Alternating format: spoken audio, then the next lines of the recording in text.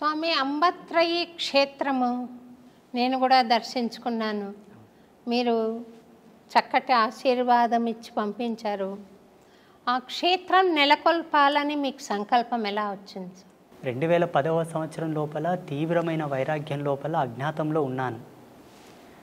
అప్పుడు జగదంబ యొక్క ప్రేరణ మేరకు ఒక దర్శనం వచ్చింది. నాకు ఒక స్పృహణ కలిగింది, ఒక ప్రేరణ.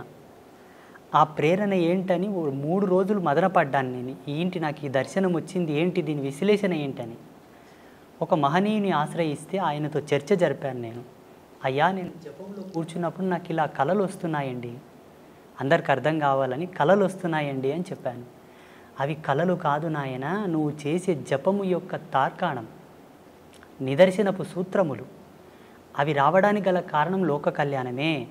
నీ చేత ఇది జరగనున్నది అని వారు నాకు మొత్తం వివరించి చెప్పారు. నేనేం చేయగలను? నేను దేశంగాని దేశంలో ఉన్నాను, అనగా మహారాష్ట్రలో ఉన్నాను.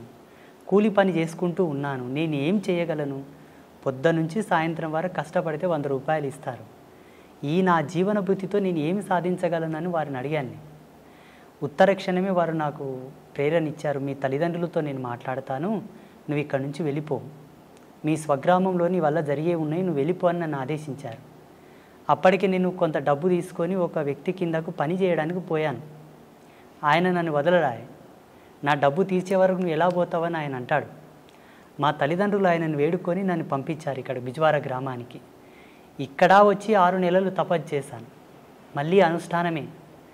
2011వ సంవత్సరం లోపల ఇలా అమ్మవార్లను స్థాపించుకొని ఒక చిన్నపాటి కుటీరం ఏర్పాటు చేసుకొని అక్కడి నుంచి నీ అనుష్ఠానమును కొనసాగించు, అది జగత్ ప్రసిద్ధమవును అని చెప్పేసి ఒక ఆదేశం. ఇప్పటికీ ఈరోజు అన్నమయపురానికి రావడానికి గల కారణం, ఆ రోజు నేను ధ్యానామృతంలో కూర్చున్నప్పుడే వచ్చింది, నువ్వు ఈరోజు పోలేవు అని. వాస్తవంగా ఏదో ఒక ఫోన్ రావడం, నేను అక్కడ పోవడం, మిమ్మల్ని చాలా బాధ పెట్టాను. లేదు స్వామి, మీరు రావాలన్న ఒక తీవ్రమైన సంకల్పం తప్ప నాకు బాధ ఏం లేదు స్వామి. మీరు స్వామి రాలేదే, స్వామి రావాలి అని ఒక కోరిక తప్ప, ఒక ప్రార్థన తప్ప అన్యథా నేను భావించలేదు. మీ జ్ఞానం నాకు తెలుసు, మీ స్థాయి నాకు అంతో ఇంతో దర్శనం అవుతోంది స్వామి. మీ తపశ్శక్తి తెలుసు కాబట్టి మీ ఆశీర్వచనం కావాలన్న సంకల్పంతోనే మిమ్మల్ని ఆహ్వానించడం జరిగింది. నిన్న రాత్రి మీకు మెసేజ్ చేసిన ఉత్తర క్షణమే నేను అప్పటికే అనుష్ఠానంలో ఉన్నాను. మీకు ఒక మెసేజ్ చేసిన తర్వాత కూడా అమ్మతో కాస్త కళ్ళు మూసుకొని మా యొక్క సంభాషణ జరిగింది. మీరు అక్కడికి వెళ్ళడానికి గల బలమైన కారణం ఒకటి ఉన్నది. భగవంతుడు అన్ని విధాలా ఒకరిని పరిపూర్ణుడు చేయడానికి కొన్ని సంకల్పాలు ఇస్తాడు. ఆ సంకల్పానికి నాందియే మీరు అన్నమయపురం వెళ్ళడం నాన్న, నువ్వు వెళ్ళాలి అని చెప్పారు. అక్కడ స్టార్ట్ అయిన ప్రయాణం ఇక్కడనే ఆగింది. సంతోషం స్వామి. అమ్మవారు మీకు ఇక్కడికి రావడానికి మీకు పర్మిషన్ ఇవ్వడానికి కారణం చెప్పారు స్వామి. పరిపూర్ణత్వం సిద్ధించడానికి మీరు దయచేయాలి అని. మరి అందుకు మీరు రావడం ఒకటేనా, ఇంకేదైనా సెలవిస్తారా స్వామి? తప్పకుండా. నేను రాత్రిలోనే అమ్మతో కొంత కుశల ప్రశ్నలు సలిపానమాట. సంగీత సాహిత్య వాగ్గేయ ధర్మం లోపల ఉండేటటువంటి కొన్ని కళలు, ఆ ప్రత్యేకతలు వారిలో ఉన్నాయి నాయన. వారు సారస్వతమైనటువంటి ధర్మంలోనే జన్మించారు. వారి యొక్క అనుగ్రహ ప్రేరణాత్మకమై మీరు వెళుతున్నట్టే. నువ్వు వెళ్ళటం లేదు, నీ వెంబడే ఛాయారూపకంగా నేను వస్తున్నాను. ఆ ఆదర్శ దంపతులను పావనం గల చేసి నా మాటగా వాళ్ళకి ఆశీర్వచనం మొసంగిరండి అని చెప్పారు కాబట్టి నేను వచ్చాను. ఒక దూతగా, సంతోషం. ఆ ముగ్గురమ్మల యొక్క దూతగా వచ్చాను. సంతోషం. తప్పకుండా మీరిద్దరు దంపతులు అనుగ్రహిస్తారు, భగవత్ కృప పొందినట్లే లెక్క. మీరు అన్నారు స్వామి, మీరు అవధూత తత్వంలో ఉన్నానన్నారు. అది మీ మనస్సు. ఆ తత్వంలో నేనుంటే ఆ జగదంబ మిమ్మల్ని తప్పకుండా పావనం చేస్తాను స్వామి. ముగ్గురమ్మలు అంటున్నారు కదా స్వామి, లక్ష్మి, పార్వతి, సరస్వతి అమ్మవారు. ముగ్గురు శక్తుల్ని ఏకం చేసి అక్కడ ప్రతిష్ట చేశారు కదా స్వామి. మీరు అక్కడ నీటితో దీపం వెలిగించినట్టు నేను చూశాను స్వామి. అది ఎన్ని సంవత్సరాల క్రితం వెలిగించారు, ఇప్పుడు ఇంకా వెలుగుతోంది. అది ఒకసారి ప్రేక్షకులకు కూడా మీరు తెలియజేస్తే బాగుంటుందేమో. 2011వ సంవత్సరంలోనే కార్తీక శుద్ధ పౌర్ణమి రోజు జగదంబల యొక్క ప్రతిష్ఠ అయ్యింది. కార్తీక శుద్ధ పౌర్ణమి రోజు జగదంబల ప్రతిష్ఠ అయిన ఉత్తర క్షణమే జ్యోతి ప్రజ్వలన జరగాలి. సూర్యకిరణాల చేత, అగ్ని లేకుండా, కృత్రిమమైనటువంటి అగ్ని రాల్జించకుండా సహజ సిద్ధమైన సత్యాగ్నితోటి వెలిగించాలని సూర్యకిరణాలతో వెలిగించాం. 2011వ సంవత్సరం నుంచి ఇప్పటి వరకు నిరంతరాయంగా వెలుగుతూనే ఉన్నాయి. 13 సంవత్సరాలు. మనిషి సాధన ద్వారా పరమాత్మతో సత్సంబంధం ఏర్పరచుకోవడం మానవ జీవన పరమావధిగా చెప్తారు కదా స్వామి. మనుష్యాణం సహస్రేషు కశ్చిద్యతతి సిద్ధయే యతతామపి సిద్ధానాం కశ్చిన్మాం వేత్తి తత్వతః. అంటే 1000 మందిలో ఒకడు, కొంతమంది ప్రయత్నిస్తారు, 1000 మంది ప్రయత్నిస్తారు, అందులో ఏ ఒక్కడో ఇద్దరో కృతకృత్యులు అవుతారంటారు. మిగిలిన వాళ్ళు జన్మలు ఎత్తుతూనే ఉండాలి స్వామి. తప్పకుండా ఎత్తాలి. అంటే జన్మ యొక్క పరిపూర్ణమైన లక్ష్యం ఏమిటి అంటే, ఏ తత్వం నుంచి అయితే నువ్వు జాలువారి ఈ భువికి పరిచయం అయ్యావో అదే తత్వం లోపల ఐక్యమైపోవడమే. ఐక్యమైపోవడానికి గల ఉత్తమమైనటువంటి సోపాన మార్గమే ఈ సాధన క్రమము, ఆధ్యాత్మికమైనటువంటి దర్పణం. ఈ ధార్మిక చింతననే దానికి సోపానమైనటువంటి మార్గం. ఇందులో ప్రథమ భూమిక ధార్మిక నిబంధనలలో ఏముంటుందంటే అహింస, శాంతి, నిత్యం పవిత్రత, సర్వమంగళ్యవర్ధమైనటువంటి జీవన విధానం ఇందులో ఉంటుంది. అందుకే ధార్మికతతోనే పరమాత్మను చేరుకోవడం సులభము, క్షేమకరము, అన్నిటికీ సయోగ్యమైనటువంటి మార్గమని మనకు ఉద్ఘాటించి చెప్పారు ఋషి పరంపరలు. అన్యమైన మార్గముల వెంబడ కూడా అవలంబింపవచ్చునేమో, బహుదుర్లభం, బహు కాఠిన్యము. అందుకు గల ప్రామాణికమైనటువంటి సూత్రము లేదు. ధార్మికంగా భగవత్ చింతనతో పరమాత్మతో ఐక్యమవ్వచ్చు, మన ముక్తిని, మోక్షాన్ని పొందవచ్చు అని అనేకులు నిరూపించి చూపించారు మానవాళికి. కొంతమంది మరణం పాలవుతున్నారు, కొంతమంది మృత్యువును జయించి మీ బోటి మహానుభావులు బ్రతికుండంగానే పరమాత్మను దర్శిస్తున్నారు. మరణం తర్వాత ఏం జరుగుతుంది అన్నది మీరు ఇదమిత్తంగా చూడగలిగారా స్వామి? అది ఒకసారి సెలవిస్తారా? ప్రపంచంలో ప్రతి ఒక్కరూ మరణాన్ని బహు దుర్లభం, చాలా బాధాకరము, అదొక చెడ్డగా భావిస్తారు. చనిపోవడం అంటే ఒక చెడు, ఒక కీడుగా భావిస్తారు. మా ఉద్దేశం ప్రకారంగా, మేము పొందిన అనుభూతి ప్రకారంగా మరణాన్ని మించిన సుఖము, సంతోషం వేరొకటి లేదనుకుంటాను. శాశ్వతానందం అది పొందగలిగితే, ఆ ఓటి మరణాన్ని పొందగలిగితే, దుర్మరణమునకు, దుర్గతితో మరణించిన మరణానికి శాంతి లేదు. అది యాతన, బహు దుర్లభము, బహు కాఠిన్యమైనటువంటి యాతన. అది తగదు జీవుడికి ఎప్పుడే కానీ ఇచ్ఛామరణ సంసిద్ధి కలిగినా, భగవత్ ప్రేరణతో మరణ సంసిద్ధి కలిగినా అందుకు మించిన శాంతి వేరొకటి లేదు. అలా చనిపోవడానికి కూడా మన ధర్మం లోపల చాలామంది ప్రాకులాడారు. అందరికీ సుపరిచితులైనటువంటి భీష్మ పితామహ, వారికి మరణం వారి ఇచ్ఛా ప్రేరణతోనే కలిగినది. దక్షిణాయనం వీడి ఉత్తరాయణ పుణ్యకాలం ప్రవేశించే వరకు వారు మరణాన్ని స్వీకరించలేదు. మరణంలో కూడా ఒక ఆనందాన్ని వెతికారు వాళ్ళు, మరణంలో కూడా ఒక ప్రాముఖ్యతను వెతికారు వాళ్ళు. అలా చాలామంది మహితాత్ములు, గొప్ప గొప్ప వాళ్ళు మనకు మరణం గురించి ఎన్నో నిదర్శనాలు ఇచ్చారు. ఈనాడు ప్రజాలోకమంతా కూడా మరణం అంటే భయపడతారు. మరణాన్ని గురించి భయపడవలదు, మరణాన్ని గురించి చింతించవలదు. నువ్వు ఎంత భయపడినా, ఎంత చింతన చేసినా ఈశ్వర ప్రమాణమే జనన మరణములు. ఎలా మరణిస్తున్నావన్న దశని గురించే మనం ప్రాకులాడాలి. అన్ని ధర్మాలకు కట్టుబడి, అన్ని ఆచార ధర్మాలకు నువ్వు కట్టుదిట్టమై ఉండి నడిస్తే తప్పకుండా సహజమైన మరణం, శాంతి మరణం, ఇచ్ఛామరణమే సంభవిస్తుంది. జీవుడు కాళ్ళు చేతులు గట్టి ఉండగా తనదైన విద్వత్తును, విజ్ఞానాన్ని కోల్పోయి ధర్మాన్ని విస్మరించి నడిచిన నాడు అకాల మృత్యువులే సంభవిస్తాయి. మరణం శాంతంగా, హాయిగా ఆస్వాదించడానికి అలవు కానంత అద్భుతంగా ఉంటుంది. మేము ఆస్వాదించాము దాన్ని. జీవుడు మరణించిన తర్వాత ఏమవుతాడంటే జీవించి ఉండగా తాను చేసినటువంటి ధర్మాన్ని అనుసరించి ధర్మమా అధర్మమా, ఆయన జీవన ప్రయాణం అంతయు కూడా భగవత్ సంకల్పానికి దగ్గరగా ఉన్నదా దూరంగా ఉన్నదా, ఈ యొక్క బేరీజును పట్టుకొని ఆయన మరణించిన తర్వాత యాతనా శరీరంతో ఉండాలా లేకపోతే సుఖశాంతులతో ఉండే శరీరంతో ఉండాలా డిసైడ్ అవుతుంది. భగవంతుని నమ్ముకొని భగవంతుని యొక్క సేవ చేసుకొని భగవత్ తత్పరతతో జీవించిన వాళ్ళు ఎవరు కూడా యాతన అనుభవించలేదు. భావి తరాలలో అనుభవించబోరు, ఇక ముందు ఎవరు కూడా అనుభవించలేదు. ఎవరైతే భగవంతుని దూషిస్తున్నారో, హరిభక్తులను, శివభక్తులను, దైవీ తత్పర సంపన్నులను దూషిస్తున్నారో వారికి తప్పకుండా మరణానంతరం బహు దుర్లభమైనటువంటి యాతన ఉంటుంది.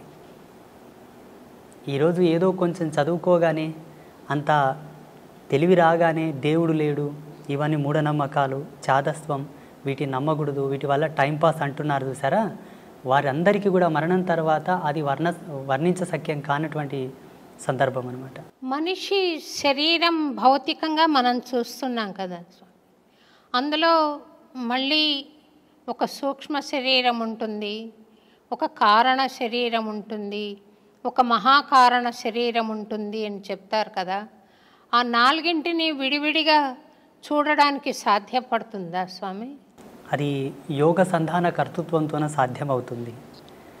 ఆధ్యాత్మికమైనటువంటి పూజలు, వ్రతాలు, నోములు, జపతపాదులన్నీ కొన్ని ప్రామాణికమైనటువంటి సూత్రావళిపైన నడుస్తాయి. జీవుడికి కొన్ని అనుభవాలు తెచ్చిపెడతాయి. మీరు అనుకున్నటువంటి అనుభవాన్ని తార్కికంగా సాదృశ్యంగా చూడాలనుకుంటే యోగ మూలాలను అవలంబించాల్సి ఉంటుంది. ఇప్పుడు హిమాలయస్లో చాలామంది యోగులు ఉన్నారు.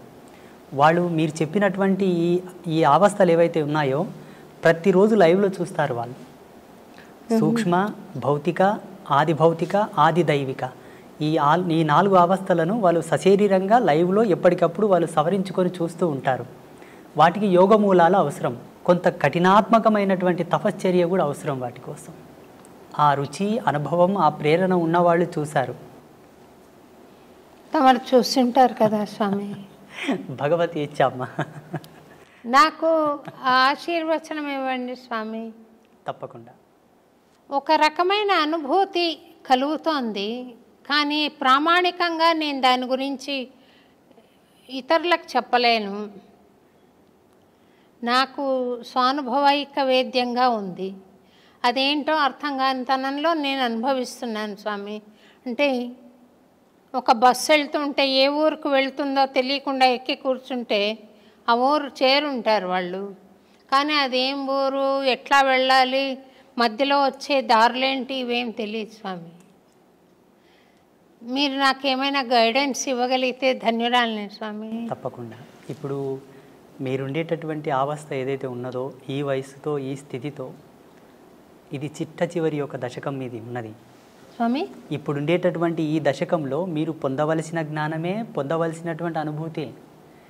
జీవుడు చివరి దశకంలో, చివరి తరుణం లోపల ఈ అనుభవాన్ని గనక పొందితే ఆయనకు ఉత్తరోత్తరమైనటువంటి ధర్మాల్లో భగవంతుడు సహాయంగా ఉంటాడు అన్నది కొన్ని శాస్త్రాల్లో చదివాం మేము. మీరు అడుగుతున్నది చాలా సమంజసమైనదే. తప్పకుండా మీకు అది ప్రబోధం నేను చేస్తాను. నేను బెజవాడ కనకదుర్గమ్మ రాత్రిపూట రిక్షాలో కూర్చుని నగరమంతా చూస్తుంది. ఆ రిక్షావాడు తీసుకెళ్ళాడు. ఒకరి అనుభవాన్ని నేను వీడియో చూశాను స్వామి. అది ఎంత మాత్రం సత్యం అంటారు? అది వాస్తవమే. చాలామంది మన కంచి పరమాచార్య మహాస్వామి వారు కూడా అమ్మవారి గురించి ఎన్నో ప్రత్యక్షమైన సాక్ష్యాలు చెప్పారు. అలాగే చాలామంది జగద్గురువులు కూడా అమ్మవారి యొక్క లీలలు, అమ్మవారు ఒక భక్తుడి యొక్క కోరిక మేరకు రిక్షాలో కూర్చొని నగరమంతా తిరిగేసి మరి ఆ భక్తుడికి మోక్షం ఇచ్చింది, ఆయనను అనుగ్రహించింది అన్నమాట సత్యమే. ఈ అనుభవాన్ని చాలామంది జగద్గురువులు, గొప్ప గొప్ప పీఠాధిపతులు కూడా వర్ణించి ఉన్నారు. చాలామంది మహాత్ములు కూడా వారి సంభాషణలో వీటి ప్రస్తావన చెప్పారు. భక్తుల యొక్క ఉద్ధరణ కొరకు 10 మందికి సాక్ష్యం కావాలి కదమ్మా. ఇప్పుడు ఏదైనా ఒక ప్రత్యక్ష సాక్ష్యం ఉంటేనే నమ్మేటటువంటి జనాలు తయారైనరు. ఇప్పుడు ఈ మధ్యలో కూడా చాలామందికి స్వామీజీలు కూడా అమ్మవారితో చేసిన అనుభవాలు చెబుతూ ఉన్నారు. వారు అక్కడ వెళ్ళినప్పుడు అమ్మవారు వారికి ఇచ్చేటటువంటి దర్శనం, వారితో చెప్పేటటువంటి మాట తీరు అంతయు కూడా సామాన్య ప్రజలకు వర్ణిస్తూ ఉన్నారు, చెబుతూ ఉన్నారు. అది జరిగిన మాట వాస్తవమే, అది జరిగింది. కొన్ని సంవత్సరాల క్రితం నేను ఒక చిన్న వీడియో చూశాను స్వామి. మీరు చిలుకూరు బాలాజీ టెంపుల్కి వెళ్ళడం, అక్కడ రంగరాజన్ స్వామివారు మిమ్మల్ని భుజం మీద ఎక్కించుకుని గుళ్ళోకి వెళ్ళడం నేను చూశాను. అందులో ఏదైనా పరమార్థం ఉందంటారా స్వామి? సమాజంలో చాలామంది ఇప్పుడు అస్పృశ్యత గురించి చాలా కాంట్రవర్సీ చేస్తూ ఉన్నారు. బ్రాహ్మణులు ఈ సబ్బండ వర్ణాల వాళ్ళని, దళితులను పట్టి పీడించారు, సనాతన ధర్మానికి దూరం చేశారు, ఈ ధర్మం పట్ల వాళ్ళకి ఏ హక్కు లేకుండా వాళ్ళని వెలివేశారు అని చాలామంది కాంట్రవర్సీ చేస్తున్నారు. శ్రీమాన్ రంగరాజన్ వారు అది ఒక సవాల్గా తీసుకున్నారు. పెద్ద డిబేట్ జరిగింది వారిపైన, అంటే బ్రాహ్మణ పెద్దల పైన పెద్ద డిబేట్ జరిగింది. అట్లేం లేదండి, మా బ్రాహ్మణ సమాజంలో కూడా ఈ ఎవరైతే నిమ్న వర్గాల వాళ్ళు ఉన్నారో వాళ్ళని హక్కున చేర్చుకున్న మహనీయులు చాలామంది ఉన్నారు. 2700 సంవత్సరాల క్రితం శ్రీరంగ క్షేత్రంలో జరిగినటువంటి ఒక అద్భుతమైన ఘట్టాన్ని వారు వివరించారు. అక్కడ ఉండేటటువంటి కొంతమంది పెద్దలు ఎప్పుడో జరిగింది చెబుతావేంటయ్యా, ఇప్పుడు ఏమైనా చేసేవాళ్ళు ఉన్నారా, ఇప్పుడు ఏమైనా చేరదీసేవాళ్ళు ఉన్నారని ప్రశ్నించారు. అయ్యో ఎందుకు, నేనున్నాను కదా, నేను చేస్తానని వారు ముందుకొచ్చారు. అక్కడ 2700 సంవత్సరాల క్రితము జరిగినటువంటి అద్భుతమైన ఘట్టాన్ని పునరావిష్కృతం చేస్తూ శ్రీమాన్ రంగరాజన్ గారు జియాగూడ రంగనాథ స్వామి దేవాలయం లోపల వారు చాలా వరకు శోధించారట. ఆ రోజు లోకసారంగముని తిరుప్పాణ ఆల్వార్ అని ఒక ఆల్వారుని భుజాల మీద ఎత్తుకున్నాడు. తిరుప్పాణ ఆల్వార్ లాంటి ఒక ఈ నిమ్న వర్గాల్లో అంతటి పరమభక్తుడు ఎవరున్నారు అని బాగా రీసెర్చ్ చేశారు. ఎవరో ఒక భక్తుడు నా గురించి వారికి చెప్పారు, అయా ఒక ఆయన ఉన్నాడు, ఫలానా విజవార గ్రామంలో, వయసు చిన్నదే, తన వరకు తను ఒక చిన్న కుటీరం ఏర్పాటు చేసుకొని రోజు తపస్సు పూజలు చేస్తూ ఉంటాడు, మీరేమన్నా వారిని సంప్రదించండి అంటే వారు నాకు ఫోన్ చేశారు. నేను ఇట్లా రంగరాజన్ పంతుల్ని మాట్లాడుతున్నాను, మీరు ఒకసారి హైదరాబాద్ రావాల్సి ఉంటుంది, పలానా కార్యక్రమం చేస్తున్నాము అన్నారు. నాకు దాని గురించి ఏం తెలియదు. అయ్యో తప్పకుండా వస్తానండి అన్నాను.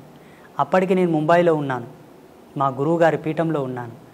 ఆ ప్రోగ్రామింగ్కి సరిగ్గా అదే రోజు సికింద్రాబాద్ రైల్వే స్టేషన్లో ట్రైన్ దిగి అటు నుండి సీదా జియాగూడ రంగనాథ స్వామి దేవాలయానికి వెళ్ళాను.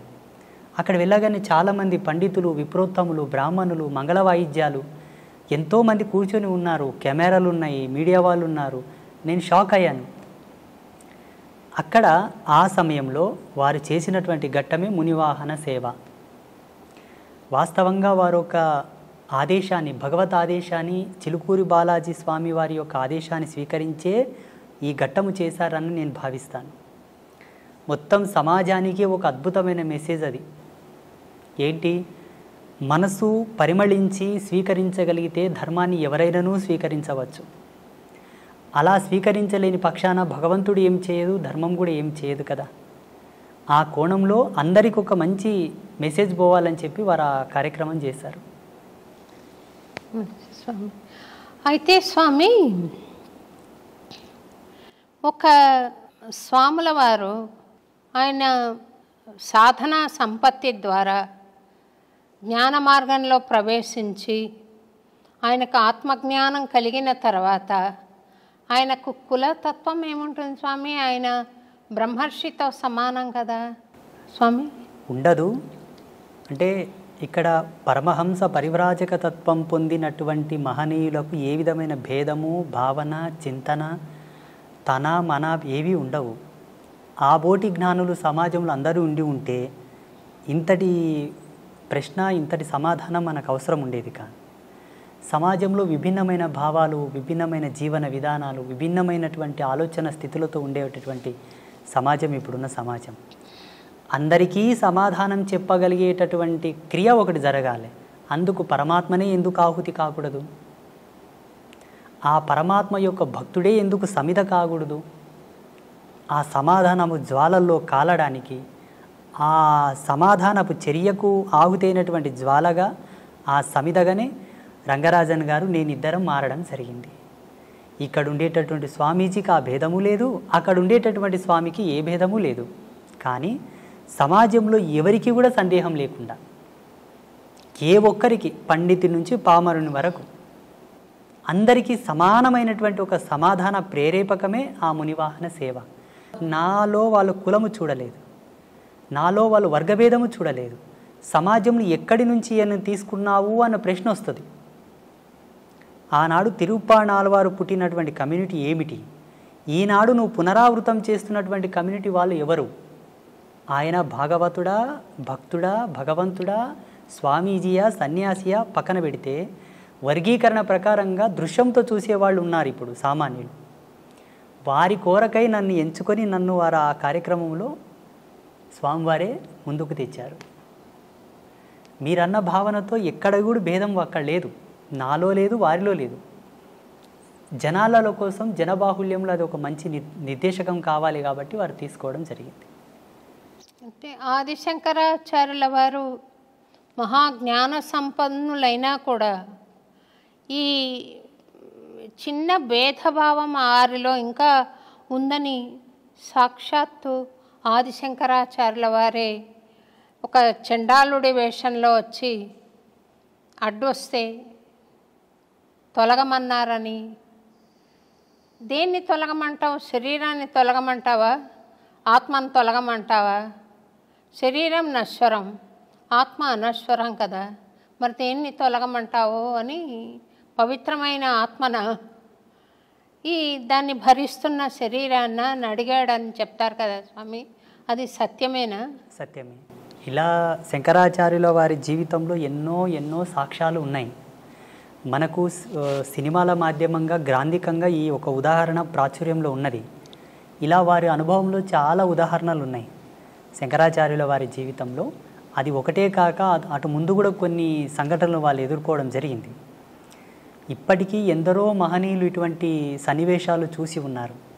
రామానుజుల వారి జీవితంలో కూడా ఒక ఘట్టం జరిగింది. రామానుజుల వారి జీవితంలో, మధ్వాచార్యుల వారి జీవితంలో మహనీయులకందరికీ కూడా ఎక్కడో ఒక్క మూలన జ్ఞానపు అంకురము వెలిగించడానికి, పరమాత్మనే తట్టి లేపడానికి కొన్ని సంఘటనలు జరిపించాడు. ఆ చిద్విలాస స్వరూపుని యొక్క లీలలవి, ఆ పరాత్పరుని యొక్క లీలలవి. ఆయననే సామాన్యుడిలా వచ్చి, చండాలుడిలా వచ్చి, నిషిద్ధ కులములో పుట్టినటువంటి ఒక భక్తుడిలా వచ్చి భాగవతులకు, త్రిమతాచార్యులకు కొంతలో కొంత జ్ఞానోపదేశం చేశాడు అక్కడ జరిగినటువంటి సంభాషణ మూలంగా. స్వామివారు, శ్రీ వెంకటేశ్వర స్వామివారు ఆ తిరుమల కొండలపైన ఎందరితోనో ఎన్నెన్నో ఆటలు ఆడాడు, క్రీడలు ఆడారు. చాలామంది భాగవతులతో, పుణ్యాత్ములతో ఆయన క్రీడించాడు, సంభాషించాడు. అందులో సెంచులు ఉన్నారు, దళితులు ఉన్నారు, కొండల్లో జీవించే వాళ్ళు ఉన్నారు, చాలామంది ఉన్నారు. కొన్ని కథలు ప్రాచుర్యంలోకి వచ్చాయి. ఇప్పుడు వేంగమాంబ కానీ, అక్కడ ఉండేటటువంటి ఒక భక్తుడు కానీ, హాతీరాం బాబాజీ కానీ, ఇటువంటి వాళ్ళ గాథలు కొన్ని ప్రాచుర్యంలోకి వచ్చాయి. మరుగున పడిపోయిన చరిత్రలు చాలా ఉన్నాయమ్మా. స్వామి ఎందరెందరితోనో సంభాషించినటువంటి కథలు చాలా ఉన్నాయి. మాబోటి వాళ్ళు వాటిని తెలుసుకొని పసిగట్టి కొందరికి మాత్రం వాటి చెబుతూ, చూడన్న మీరు దేనికి తక్కువ కాదు, శ్రీ వెంకటేశ్వర స్వామి వారే మీ వాళ్ళతో మాట్లాడారయ్యా, మీరు స్వామివారికి పాత్రులే, మీరు స్వామివారిని చేరండి, సేవించండి, వేడుకోండి అని చెప్పేసి చాలామందిని నేను ప్రేరేపితం చేశాను. ఈ ముగురమ్మల మూలపుటమ్మ అంటారు కదా స్వామి, ఆ ముగురమ్మలు ముక్కోటి దేవతలు ఒక్కటైనారు, చక్కని పాపను ఇక్కడ ఉంచారు అన్నారు. ఈ అమ్మలంతా కలిసి అక్కడున్నారు అని ఒక భక్తుడి భావన. మీరు వెంకటేశ్వర స్వామిలో అమ్మను దర్శించుంటారు కదా స్వామి, అమ్మలో కూడా వెంకటేశ్వర స్వామి కనపడుతూ ఉండాలి కదా. ఈ అభేదత్వం ఉన్నప్పుడు మా దేవుడు గొప్ప, మీ దేవుడు గొప్ప అనుకోవడం మూర్ఖత్వం అవుతుందేమో కదా స్వామి. భగవంతుణ్ణి ఎప్పుడైతే భేదంతో చూశావో జీవుడు ఇంకా పరిపూర్ణుడు కాలేదు అని లెక్క. అది సాంప్రదాయికంగా అవనివ్వండి, పీఠ పరంపరానుగతంగా అవనివ్వండి, జీవుడు తరించుటకు పలు మార్గాలున్నాయే తప్పిస్తే ఉత్తమమైనటువంటి స్థితి చేరడానికి ఉన్నది ఒకటే, పరమాత్మ. ఆ పరమాత్మకు ఏ విధమైన రూపభేదము లేదు, లింగభేదము లేదు, వర్గభేదము లేదు, ఏ విధమైన సాంప్రదాయమైనటువంటి భేదము లేదు. జీవుడు తనకు విజ్ఞాన విద్వత్వ ఆవిష్కరణ చెంది తాను కొన్నింటిని పరిగణలోకి తీసుకున్న తర్వాత కొన్ని కట్టుదిట్టమైన ఆచారాలను ఏర్పాటు చేసుకున్నాడు. వారి యొక్క ఆశ్రమ ధర్మాలు, పీఠ పరంపరానుగతంగా వచ్చేటటువంటి సూత్రాలను పట్టుకున్నారు. భగవంతునికి అవి ఎన్నడి కూడా చెల్లవు. నేను స్వామివారిలో అమ్మని చూస్తాను, అమ్మలో స్వామివారిని చూస్తాను, స్వామివారిలో శివతత్వం చూస్తాను, శివతత్వంలో స్వామితత్వం చూస్తాను, భక్తుడిలో భగవంతుని చూస్తాను, భగవంతునిలో భక్తిని చూస్తాను, ఉపాధి యోగ ధర్మాన్ని అనుసరించి. అట్టి జ్ఞానాన్ని పొందిన వాళ్ళు ఎవరు కూడా ఎరుక దృష్టితో చూసే వాళ్ళు ఎవరు కూడా భేదం చూపరు. నేను శ్రీ వెంకటేశ్వర క్షేత్రానికి ఎప్పుడు వెళ్ళినా అక్కడ పరమాత్మను దర్శించేటప్పుడు నా అంతరాత్మలో జగదంబనే ఉంటుంది, సాదృశ్యంగా స్వామి ఉంటాడు. నేను మా పిల్లలకు, మా శిష్యులకు అందరికీ ప్రబోధం చేశాను. ఆ జగజ్జనని జగన్మాత ఆ లలితా పరమేశ్వరే నాకు గోచరించింది నాయన అని చెప్తూ ఉంటాను నేను. ఒక్క త్రుటి కాలమునందు మరి యథాతథంగా స్వామివారే గోచరిస్తారు. అది నా గురి, నా యొక్క తాపసికమైన గురి ప్రతిరూపకంగా అక్కడ అమ్మను దర్శిస్తాను నేను. సంతోషం స్వామి. స్వామి, కొంతమంది మహాభక్తులయ్యి ఉండి కూడా సాధన ఎంతో జరిగినా కూడా వారు కొన్ని దశల్లో కొన్ని విపత్తులను అనుభవిస్తూ ఉంటారు. అది వాళ్ళు ఇది వద్దనుకున్నా కూడా అది పోయే స్థితి ఉండదు. ఒక పని చేయాలనుకున్నా చేసే స్థితి ఉండదు. అదేమన్నా చేతబడా స్వామి? ఇక్కడ మనము భగవంతుడు వారిని విశేషంగా అనుగ్రహించబడ్డప్పుడు ఇటువంటి తుచ్చమైనటువంటి ప్రయోగములు వాళ్ళ మీద జరగవు. ఉదాహరణకు ఈ దేశానికి ఒక హోమ్ మినిస్టర్ ఉంటాడు. దేశానికి home minister, central home minister. ఆ సెంట్రల్ హోమ్ మినిస్టర్కి పోలీసు బందోబస్తు కొదువ ఉంటుందా? మీరు చెప్పండి, ఉంటుందా? ఉండదు. ఉండదు. భగవంతుడంటే అనిర్వచనీయమైనటువంటి శక్తి, దేని కొలతలతో కొలవలేనిది. తాంత్రిక విద్యలు, క్షుద్ర విద్యలకు కొలత ఉన్నది, లిమిట్ ఉన్నది. క్షుద్ర విద్యలు ఒకరి మీద ఆపాదం కావడానికి, ప్రయోగం కావడానికి, వారి మీద ప్రభావం చూపడానికి లిమిట్ ఉన్నది. భగవత్ చైతన్యానికి లిమిట్ లేదు, కొలత లేదు, అపరిమితం, అది అనంతం, అవ్యాజ్యము. అట్టి కృపను పొందిన మన పైన అటువంటి ప్రయోగాలు జరగవు. అయితే కొంతమంది పుణ్యాత్ములు, పుణ్యచరితులు, గొప్ప గొప్ప భక్తులు కూడా కొంత సమయం వరకు కలిమాయలో పడవలసి వచ్చి కొన్ని తప్పులు చేశారు, కొన్నింటికి ప్రలోభపడ్డారు, స్త్రీ వ్యామోహితులయ్యారు, డబ్బుకు వ్యామోహితులయ్యారు, రాజకీయంగా వాళ్ళు కలిసి కొందరి చేత అవమానాలు పడ్డారు. చాలామంది గొప్ప గొప్ప పీఠాధిపతులు అనుకోండి, స్వామీజీలు అనుకోండి. వీటికి వారి యొక్క స్వయం జన్మకర్మ సంభవము. ఎవరు? ఆ స్వామీజీ యొక్క జన్మకర్మ సంభవం. యోగ తత్పర సంపన్నులో ఏముంటుందమ్మా అంటే, ఆశ్రమ ధర్మాన్ని స్వీకరించినప్పుడే తన జన్మను తాను పరిశుద్ధి గావించుకొని ఆశ్రమ ధర్మంలో అడుగుపెట్టాలి. సోకాల్డ్ స్వామీజీలు సెల్ఫ్గా క్రియేట్ చేసుకొని వచ్చే వాళ్ళందరూ కూడా అనుభవిస్తారు, తప్పదు. వాళ్ళు పాత్రను శుద్ధి చేసుకోకుండానే పక్వానికి ఉపక్రమిస్తారు.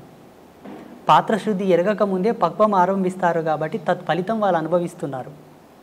కానీ వాస్తవంగా ఆధ్యాత్మిక సూత్రావళి ప్రకారంగా ఏ ఆశ్రమ ధర్మంలో నువ్వు కాలు పెడుతున్నావో అడుగిడకన ముందే నీ జన్మ సుకృతం ఏమిటి, నీ జన్మకర్మ సంభవం ఏమిటి, ఎందుకై నీవు జన్మించితివి, అదంతా విశ్లేషణ చేసుకొని ఉత్తర జన్మలో ఉండేటటువంటి పాపములు నీ ఎందు ఏవైనా ఉన్నా వాటిని ప్రక్షాళన చేసుకొని శుద్ధుడవైన తర్వాతే భగవంతుని ఆశ్రయించవలే.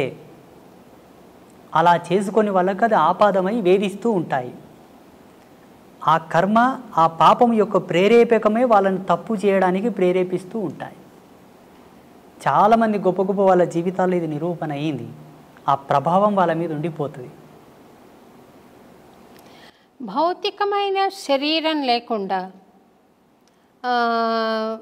మరి అది సూక్ష్మ శరీరం అనాలా, ప్రేతాత్మ అనాలా, దయ్యాలని మామూలు మాటల్లో అంటారు, దేవతలు కూడా కావచ్చు. ఉంటారా స్వామి అట్లా? ఉన్నారు. దైవం ప్రత్యక్షమైనటువంటి దర్శనం. ఈ భూతాలు, ప్రేతాలు, దయ్యాలు ప్రత్యక్షంగా మనకు కనబడవు. భగవంతుడు దర్శనమిస్తాడు కానీ వాళ్ళు మనకు దర్శనం అవ్వరు.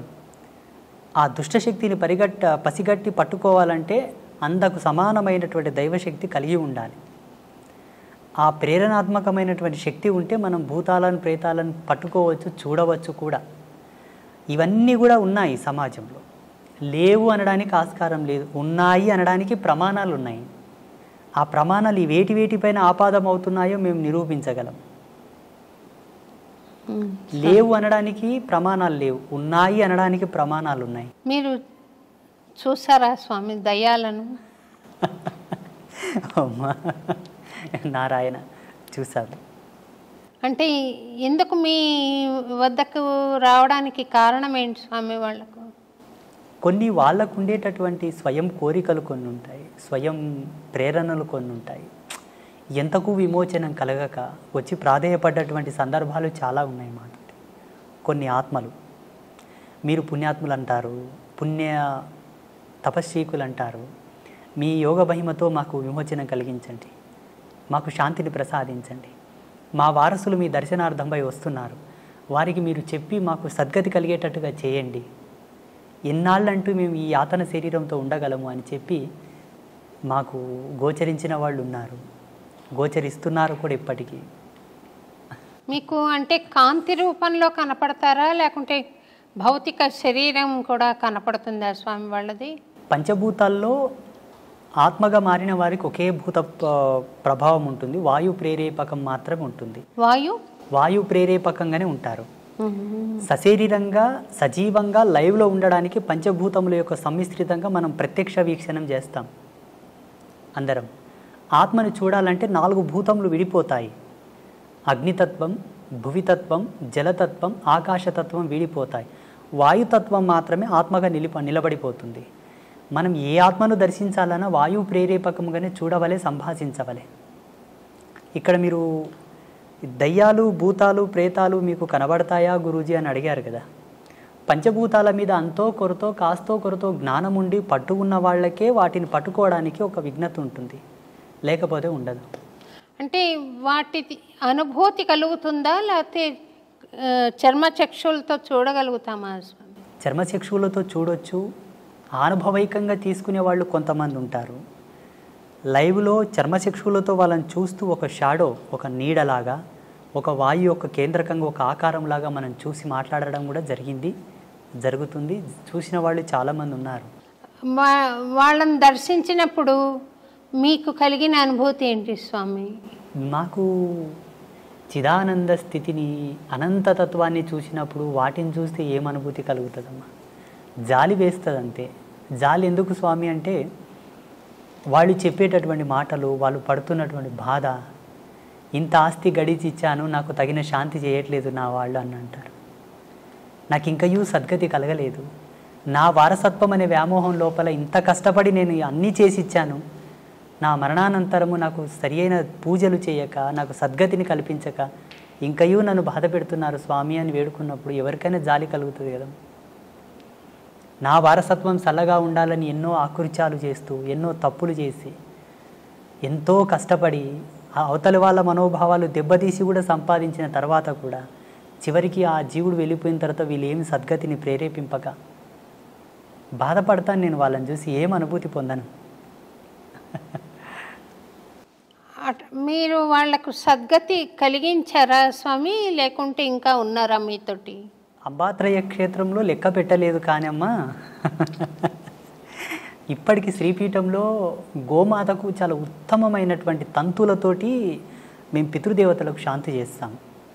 మీరు ఇదొక్కటి పట్టుకోవాలి. ఇక్కడ ఉండేటటువంటి భారతదేశంలో ఏ క్షేత్రంలో కూడా అట్లా గోమాతకు పూజా కైంకర్యములు జరగవు.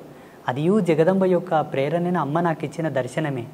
చూడు నాయన, నీ చెంతకు వచ్చి వారికి ఈ విధంగా గోమాతకు కైంకర్యములు జరిపి వారి పితృదేవతల శాంతిని కోరితే ఉత్తరక్షణమే శాంతిస్తారు, వాళ్ళ సంసారంలో ఎన్నో మార్పులు వస్తాయి, వాళ్ళు సుఖ సంతోషాలతో జీవిస్తారు అని. అలా మన పీఠంలో ప్రతి మంగళవారం, శుక్రవారం, పౌర్ణమి, అమావాస్యకు చాలామంది చేస్తూ ఉంటారు. వాళ్ళకి సద్గతి కలుగుతుంది స్వామి. మీరు దయ్యాలకే సద్గతి కలిగించినప్పుడు నేనేదో భక్తిగా ఉన్నాను కదా స్వామి, నాకు ఆశీర్వచనం ఇవ్వండి, ప్రసాదించండి. తప్పకుండా. అంటే మీకు ప్రత్యేకంగా నేను ఇవ్వవలసిందైతే ఏమీ లేదు. ఒక్కటి ఇవ్వగలను, ఒకటి మాత్రం ఇవ్వగలను. చెప్పండి. ఆ పరమేశ్వర యొక్క ఆశీర్వాదంతో, భగవంతుని కృపతోటి ఆల్రెడీ మీరు ఈశ్వర ప్రీతిని పొంది ఉన్నారు, భగవత్ కృపను పొంది ఉన్నారు, మీరు ఉత్తమమైనటువంటి ధర్మంలోనే ఉన్నారు, ఇందులో ఏ సందేహం లేదు. అంటే ఇంతకుముందే మనం కాఫీ తాగాము చిన్నగా, కాఫీ తాగిన తర్వాత కూడా దాని రుచిని కోరుతున్నట్టు ఉన్నది మీరు. మీరు కోరకనే కోరి ఉన్నారు. కోరినను దాన్ని కోరనట్లుగానే భావించి మీరు కోరినటువంటి దాన్ని ప్రసాదించడానికి నేను అనుగ్రహిస్తాను. ఈ కెమెరా ముందొద్దు, అందరు పట్టుకుంటారు మళ్ళీ దాన్ని.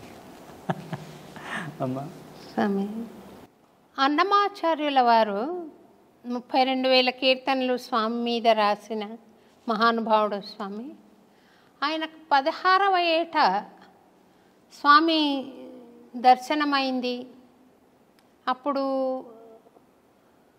స్వామి ఆయనను నీ తల్లితో పాటు నీ స్వగ్రామానికి వెళ్ళిపో, తాళ్లపాకకి, నువ్వు పెళ్లి చేసుకో అని ఆదేశం ఇచ్చాడని, రోజుకొక సంకీర్తన తక్కువ కాకుండా నా మీద పాడు నువ్వు అని చెప్పాడని చరిత్ర చెబుతుంది స్వామి.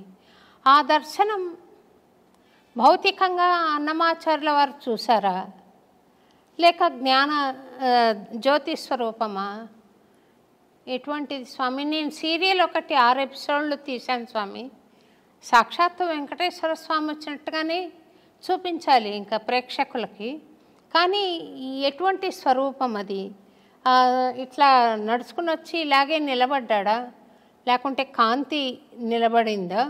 ఈయన చూసి ఆనంద పరవశం అయ్యాడు కదా, ఏమిటి ఆ తత్వం అని అనుకుంటున్నాను స్వామి.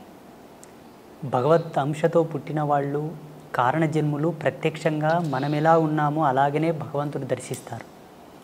అది కారణజన్ములకు మాత్రమే సాధ్యం, మిగతా ఎవరికి సాధ్యం కాదు. మిగతా వాళ్ళని మనం చూసుకున్నట్లయితే పరిగణలోకి మీరు అన్నట్టుగానే జ్ఞానరూపకంగా వాళ్ళని చూడవచ్చు, భావరూపకంగా తన్మయత్వం చెంది చూడవచ్చు. ఒక ప్రకాశముగా, ఒక జ్యోతి వలె, ఒక కాంతి వలె కూడా చూసి ఆయననే పరమాత్మని వాళ్ళు అభిప్రాయపడవచ్చు. మీరన్నటువంటి అన్నమాచార్యులు ఎవరైతే ఉన్నారో, త్యాగరాజస్వామి, అన్నమాచార్యులు, కాళిదాసు లాంటి వాళ్ళందరూ భగవంతుని చక్షువులతో చూశారు, మాంసనేత్రంలో ముద్దతోనే చూశారు. ఇందులో సందేహం పడడానికి ఏం లేదు, మనకు అనుమానం పడడానికి కూడా ఏమీ లేదు. ఒకవేళ మన అనుభవానికి అది రాకపోవడం వల్ల అనుమానిస్తున్నామేమో. నాకు భావగోచరం ఉంది స్వామి, అంటే మీరు అర్థం చేసుకోగలుగుతారు. రెండోది, భగవాన్ మానుష రూపేణ అని ఎవరైనా వచ్చి ఇంతవరకు ఎప్పుడు మాట్లాడని మాట మాట్లాడడం, చేయని చేష్ట చేయడం నేను చూశాను, అనుభవించాను. ఇది మనిషి చేస్తున్నది కాదు, భగవంతుడు చేస్తున్నది అన్న సంకల్పం ఉంది. అయితే నేను ఆ మహాభక్తులందరూ చూసినట్టుగా స్వామి ఫ్లెష్ అండ్ బ్లడ్లో వచ్చి నిలబడిన దర్శనం నాకు అవ్వలేదు స్వామి. పాట పాడుకుంటున్నప్పుడు ఒక లౌకిక ఆనందం, ఒక లౌకిక అనుభూతి కలుగుతుంది. ఇంత శరీరం ఉండి కూడా ఈ స్పృహ ఉండదు. అంతవరకు నాకుంది, కానీ నేను స్వామిని భౌతికంగా చూడలేదు స్వామి. పరమాత్మని భౌతికంగా చూడాలన్న కోరిక ప్రపంచంలో అందరికీ ఉంది, జిజ్ఞాసులకు అందరికీ ఉన్నది ఈ కోరిక. నేను యావన్ ప్రజాలోకానికి మీకును ఒక సందేశం ఏమి ఇవ్వదలుచుకున్నానంటే, భగవంతుని ఇలా ప్రత్యక్షంగా మనం చూడాలనుకుంటే మనలాగే అందుకు సరి సమానమైనటువంటి ప్రమాణము మనలో ఉండగలగాలేమో నా అభిమతం ఇది. ఎలా? సంస్కారవంతమైన సంస్కరణతో కూడుకున్నటువంటి జన్మ అయి ఉండవలే, లేదా ఆయన ప్రేరణతో పుట్టినటువంటి కారణ శరీర జన్మనైనా ఉండి ఉండవలే. ఇవి రెండిట్లో ఏ ఒక్కటి ఉన్నా ఆయనతో మనం కుశల ప్రశ్నలు వేయవచ్చు, సంభాషించవచ్చు, మాట్లాడవచ్చు. అందుకు సరి సమానమైనటువంటి ధర్మం మనం ఉండగలగాలి, పాత్రత ఉండగలగాలి. అయితే ఇది చాలామంది ప్రేక్షకులు కానివ్వండి, మీరు కానివ్వండి, ఏమనుకుంటారంటే ఆ సందర్భం ఎప్పుడు, ఎలా వస్తుంది, ఎన్నవ ఏట వస్తుంది, ఎన్ని సంవత్సరాల తర్వాత వస్తుంది, ఏవి చేస్తే వస్తుంది అని అంటుంటారు. నేను నమ్మిన ధర్మం ప్రకారంగా, జగదంబ నాకు ఇచ్చిన జ్ఞానం ప్రకారంగా, ఎన్నో విద్యలతో, మంత్రతంత్రాలతో, యోగమూలాలతో, ఎన్నింటితో వేదాధ్యయన సంధానముతోటి కనుక మనం చేరలేము, ఒకదానితో చేరవచ్చు. మంచి సత్ప్రవర్తన, సత్యశీలత ధర్మము, మంచి భక్తి, నిష్కల్మషమైనటువంటి భక్తి ఉంటే చాలు. అది అన్నమాచార్యుల వారి యొక్క మనసులో ఉన్నది కాబట్టి భగవంతుడు వచ్చి మాట్లాడాడు. ఏ విధముగానంటే, దగదగ మెరిసే కనకమును పక్కన పెట్టిన అయస్కాంతం ఇనుమును మాత్రమే పట్టుకుంటుంది, కనకమును పట్టుకోదు. ఎందుకు పట్టుకోదు? బంగారు స్వభావం. బంగారు దేదీప్యమానంగా వెలుగుతూ ఉన్నా ఏ ప్రకాశం లేని ఇనుమును మాత్రమే అయస్కాంతం పట్టుకుంటుంది, కనకమును పట్టుకోదు. ఎందుకు పట్టుకోదు? మన రాజసము, మన దర్పణము, మన మేడలు, మన బంగ్లా, మన కార్లు, మన బ్యాక్గ్రౌండ్ అంతా కూడా అక్కడ అయస్కాంతం కనకమును పట్టుకున్నట్లనే మనల్ని భగవంతుడు పట్టుకోడు.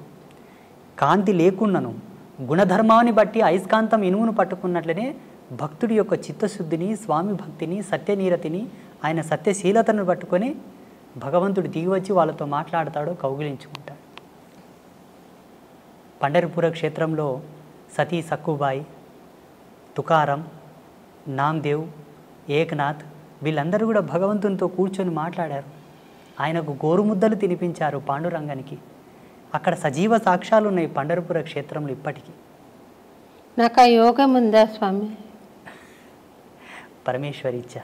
ఈ కెమెరాల ముందు అవి మనం చెప్పకూడదు. నేను చెబుతాను మీకు ఆ యోగం ప్రసాదించుటకు మీరు చూసుటకు గల భాగ్యం ఏంటన్నది ఇది ఆఫ్ అయిన తర్వాత చెప్తాను. నాకు ఇంతవరకు అయితే ఆ స్వామి నా తండ్రి కొడుకుగా భావించుకుంటాను స్వామి. మనకు గీతాచార్యుడు ఒక ప్రమాణం ఇచ్చాడు. అర్జున, చూడగలిగిన వారు ఎవరైనాను నన్ను చూడవచ్చు, చూడగల మనసుంటే చాలు, చూడగలగాలని ఒక ఆశ ఉంటే చాలు, అలా చూడవచ్చు అని. అప్పుడు ధృతరాష్ట్ర మహారాజు ఒక మాట అన్నాడు, ప్రభు నాకు చూసుటకు యోగ్యత లేదు, నేను అందుడను, నాకు చూపించండి తండ్రి అంటే తన శక్తిని ధృతరాష్ట్రునికి ఇచ్చి పరమాత్మ దర్శనం చేయించాడా లేదా? మీరు కోరుతున్నది కూడా ఒక ధర్మమే. ఇచ్చు యోగ్యులు ఎవరున్నానో మీకు ఆ ప్రసాదం ఇవ్వగలరు, ఆ దర్శనం చేయించగలరు. మీ అనుభవంలో అది చూసి ప్రజాలోకానికి మీరు మెసేజ్ ఇవ్వండి. ఫలానా శ్రీ శ్రీ శ్రీ ఆదిత్య పరాశ్రీ స్వామి నా జీవితంలో నేను కోరగా భగవంతుని నాకు దర్శనం గావించాడు అని మీరు సెలవియ్యండి. తప్పకుండా చెప్తాను స్వామి. ఇన్ని కెమెరా సాక్షిగానే ఇన్ని మంచి మంచి విషయాలు తెలుపుతున్నారు కదా స్వామి, తెలియజేస్తున్నారు. నేను చెప్పేది అవసరమా? వాళ్ళు నేను తెలుసుకుంటున్నానని చెప్పకనే తెలుసుకుంటున్నారు. కానీ నాకు దర్శనమైనప్పుడు మటుకు తప్పకుండా తెలియజేస్తాను స్వామి. నేను ఈ కెమెరా ఆఫ్ అవ్వగానే అందుకు సంబంధించిన మూలాలు నేను వివరిస్తాను మీకు. మీరు తప్పకుండా చేసుకుంటారు అన్న నమ్మకం నాకుంది. సంతోషం స్వామి. మీ లక్ష్యంగా అది మిగిలిపోయి ఉన్నది. స్వామివారు మమ్మల్ని ఇక్కడ పిలిపించారని నేను భావిస్తున్నాను. సంతోషం స్వామి. ఈ ఏమాత్రము భయము భక్తి లేకుండా నాకు ఇక్కడ కన్నా అక్కడ డబ్బు ఎక్కువ వస్తుంది, అక్కడ కన్నా అక్కడ డబ్బు ఎక్కువ వస్తుందని కొంతమంది స్వామి సేవకులు ప్రవర్తిస్తూ ఉంటారు స్వామి. నాకు ఒక స్టూడెంట్ ఆ అమ్మాయి అడిగింది, స్వామిని చూసి భయపడలేదా స్వామి మేడం వాళ్ళు అని. ఎందుచేతనని ఇట్లా భగవంతుడు ఒక వ్యాపార వస్తువు అయిపోయినాడు, ఎందుచేత వాడి సంకల్పం ఉంటే అది జరగదు కదా స్వామి. ఇట్లా ఎందుకు, అలాంటి వాళ్ళ పూజలు ఎందుకు, అలాంటి వాళ్ళ అర్చనలు ఎందుకు ఆయనకు? ఆయన అనుకుంటే మంచి వాళ్ళని ఏర్పాటు చేసుకోలేరా? తిరుపతిలో ఏవేవో జరుగుతున్నాయని ఒక వినికిడి, ఎందుకు అలా జరిపించుకుంటున్నాడు? ఆయన జగజ్జనకుడు, యావత్ ప్రపంచానికి చక్రవర్తి, విశ్వానికి చక్రవర్తి. ఆయన అనుకుంటే చేయలేనిదేముంది స్వామి? ఎందుకు ఈ జగన్నాటకము ఆడుతున్నాడు? దీనికి ఏమైనా పరమార్థం ఉందా? ఈ సృష్టికి ఒక కారణం ఉందా? ఎందుకు ఇలా జగన్నాటకం సాగుతోందనే దానికి. సమస్త జీవరాశుల యొక్క దాహం తీర్చేది జలము, నీళ్లు. శుద్ధమైనటువంటి నీళ్లతో కూడుకున్న ఒక కొలను ఉన్నది. ఆ కొలనులో అందరూ దాహం తీర్చుకోవలసినని ఒక అవకాశం ఉన్నది. మిగతా జీవరాశులు, మానవాళి అంతా కూడా. అందులో బుద్ధిమంతులు తగినన్ని నీళ్లు తాగి పక్కకు వస్తారు. అజ్ఞానులు నీళ్లు తాగుటయే కాక కాళ్ళు చేతులు కడుక్కుంటారు. మూర్ఖులు కాళ్ళు చేతులు కడుక్కోవడం కాకుండా దాంట్లో ఈత కొడుతూ ఆ నీళ్లను ఒండ్రు చేసేసి ఎవరికి తాగకుండా పనికి రాకుండా చేసేస్తుంటారు. దానికి తగినటువంటి పరిణామం కూడా వాళ్ళు అనుభవించాలి, తప్పదు. ఇది జగత్ సత్యం. ఈ ప్రపంచంలో ఏ అవస్థతోనైనా దేనితోనైనా ఆడుకోనవచ్చును, ఏ బంధంతోనైనా ఆడుకోనవచ్చును, కానీ భగవద్బంధంతో ఆడుకోకూడదు. భగవంతుడు ఆట కాదు, అనుభూతి. భగవంతుడు వ్యాపారం కాదు, పరమ భక్తి. అక్కడ వ్యాపారం మొదలైంది, ఆట మొదలైందంటే జీవితానికి వచ్చేటటువంటి అనర్థాన్ని కూడా అనుభవించాలి. జాగ్రత్త, ఇది సత్యం. ఆ మాత్రం విషయ జ్ఞానం లేకుండా ప్రవర్తిస్తున్నారంటే వారు కలియుగంలో ఉన్న రాక్షసులే, ఈ కలియుగంలో నడయాడుతున్న రాక్షసులు. భగవంతుడు దిగివచ్చి వాళ్ళకు జ్ఞానం చేసి వాళ్ళని సన్మార్గంలోకి తీసుకురావచ్చు కదా స్వామీజీ అని మీరు అనుకునవచ్చును. భగవంతుని శక్తిని ఈ పామరులతో తూలనాడబడదు. వాళ్ళకు జ్ఞానం కలిగించి వాళ్ళని యథాతథంలోకి తీసుకురావడానికి భాగవతులు ఉన్నారు. ఆయన సేవతో ఆయన నామాన్ని ప్రచారం చేస్తున్నట్టు పుణ్యాత్ములు ఉన్నారు. వాళ్ళు తీసుకురావాలి. వాళ్ళ చేత కాని సందర్భంలో అప్పుడు భగవంతుడు తిరిగి వస్తాడు. స్వామి సేవకులం మేము ఉన్నాము కదమ్మా. ఫస్ట్ దూతలు వెళ్తారు నేరస్తునికి. దూతలు వెళ్ళి ఆ నేరం యొక్క సమాచారం చెప్పి తీసుకొని వస్తారు రాజు చెంతకు. ఆయన రాకపోతే రాజు దిగి వస్తాడు. ఇప్పుడు తిరుమల క్షేత్రంలో జరుగుతున్నటువంటి ప్రతి అనర్థము, అక్కడ వాస్తవంగా చాలా తప్పులు జరుగుతున్నాయి. తిరుమలలో చాలా వికృతాలు కూడా జరుగుతూ ఉన్నాయి. ఎటువంటివి జరుగుతున్నాయి అంటే మాలాంటి ధర్మపరులు కూడా అక్కడ వెళ్ళడానికి ఆలోచించాల్సి వస్తుంది. ఇప్పుడు ప్రస్తుతం మొన్ననే వెళ్ళొచ్చాను నేను. ఇవి జరగడానికి గల కారణం ఏంటంటే రాజకీయ దౌర్బల్యం. స్వామివారికి రాజకీయపు హక్కులు కలిగించారు కాబట్టి అక్కడ ఇవి జరుగుతూ ఉన్నాయి. అవి తొలగాలి. 2, మనకుండేటటువంటి శ్రీ వైష్ణవ పరంపరకు ఉండేటటువంటి స్వాములందరూ కూడా మౌనంగా కూర్చోవడం తగదు. స్వాములందరూ, పీఠాధిపతులందరూ కూడా మౌనంగా ఉన్నారు. అది తగదు. అది వాళ్ళు అలా ఉండడం చేత వీళ్ళు విజృంభిస్తున్నారు. ఎంతకు భగవంతుని యొక్క త్రిపుండ్రములను ధరించి భగవంతుని యొక్క నామాన్ని చెప్పుతున్న మనకు ఆయనను రక్షించుకునే హక్కు మనకు ఉంటుంది. మన తల్లిదండ్రుల మీదకి ఎవరన్నా వస్తే మనం ఊరకుంటామా? ఊరక ఉండము కదా, తిరగబడతాం. అతడు సర్వులకు తండ్రి. ఆ తండ్రిని దిగివచ్చి ఈ పామరుల మీద పోరాటం చేయి వాళ్ళని మార్చడం కూడా ధర్మం కాదు. మనం ఉన్నాం, మనం ప్రశ్నిద్దాం, పోరాడదాం. ఆ బాధ్యతగా ఆ దిశగా కొన్ని సంఘాలతో నేను మాట్లాడి, హిందూ ధార్మిక సంఘాలతో నేను మాట్లాడి, అయ్యా తిరుమలలో ఇవి జరుగుతూ ఉన్నాయి, కొంత మీరు మాట్లాడండి, మీ ఫౌండేషన్ ద్వారా మాట్లాడండి, మీ యొక్క సంఘం ద్వారా మీరు మాట్లాడండి. ఈనాడు మాట్లాడిన మాట ఒక మహావృక్షం అవుతుంది భావితరాలలో అని చెప్పేసి మొన్న రీసెంట్గా చాలామంది నేనే పురమాయించడం జరిగింది. అవునా స్వామి? ఇప్పటికీ నేను అక్కడ తిరుమల వెళ్ళినప్పుడు స్వామివారిని చూసిన వెంబడి అక్కడ ఏమి పొరపాట్లు జరుగుతున్నాయో పట్టుకుంటాను నేను. భక్తులకు కానీ, పుష్కరిణిలో కానీ, స్వామివారి సేవలో కానీ ఆచార్య సమూహం చేసేటటువంటి తప్పులు కూడా పట్టుకుంటాను నేను. జగదంబ ఆ జ్ఞానం ఇచ్చింది కాబట్టి స్వామివారు ఆ బాధ్యత మాలాంటి వారి యొక్క మదిలోకి తీసుకొస్తాడు. దైవం మానుష రూపేణ అని మీరే అన్నారు కదమ్మా. సమబుద్ధితో పోరాటం భగవంతుడు చేయవలే. ఇక్కడ ఉండేటటువంటి మానవుని శక్తి భగవంతుని శక్తి సమమా? కాదు. ఆయన పోరాడవలసింది, కాపాడవలసింది చాలా ఉంది. అనేక కోటాను కోట్ల బ్రహ్మాండాలను అధిపతిగా పరిపాలించు స్వామిని, ఈ భూమిలో మనమెంత, మన మీద ఆయన పోరాటానికి రావడం ఏమిటి?